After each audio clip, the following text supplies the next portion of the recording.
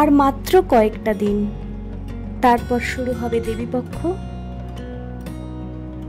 বাঙালিদের কাছে দুর্গাপুজো তো একটা আবেগ, এ নিয়ে তো আর নতুন করে কিছু বলার নেই। মা আসবেন বছরে একটি বার। প্রতিটি বাঙালির কাছে এটা একটা বিরাট আনন্দের বিষয়।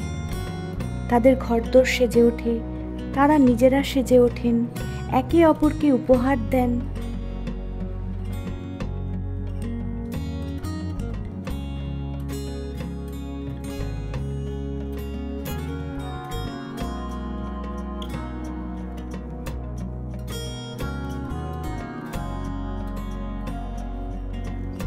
মা দুর্গা শিব এবং তার সন্তানদের নিয়ে কৈলাস পর্বতে থাকেন, এটা আমরা ভেবে নিই।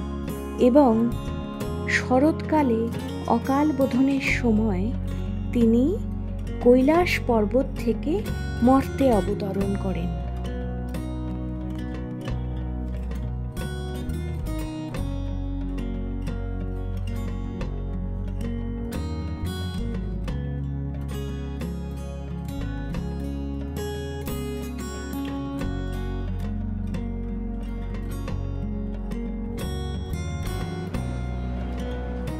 মা দুর্গা যে কৈলাসে থাকেন তার উল্লেখ আমরা বিভিন্ন পুরাণে পেয়েছি।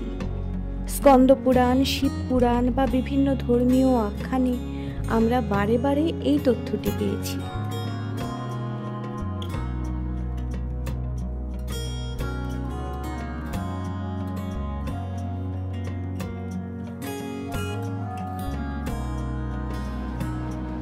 যেমন গণেশের জন্মের যে বৃত্তান্ত, সেটি আমরা স্কন্দ পুরাণে পাই এবং সেখানে স্পষ্ট উল্লেখ আছে যে দেবী দুর্গা কৈলাসে আছেন সে সময়টায়। তাই আমরা নিজের মনের মাধুরী মিশিয়ে এই ভাবনাটি ভেবে খুব আনন্দ পাই যে দুর্গা তার সন্তানদের নিয়ে এই সময়টায় মর্তে আসেন।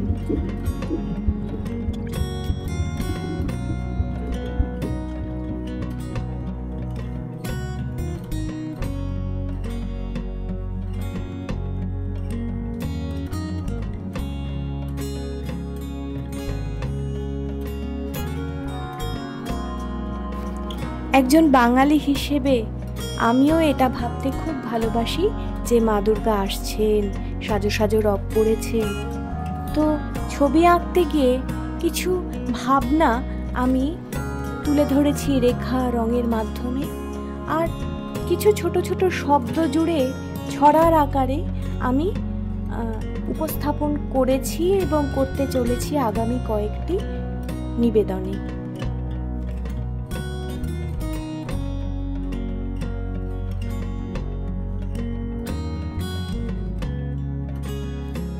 এই কাজটি আপনাদের কেমন লাগলো বা কেমন ধরনের কাজ আপনারা ভবিষ্যতে দেখতে চান তা জানালে আমার সত্যিই খুব ভালো লাগবে।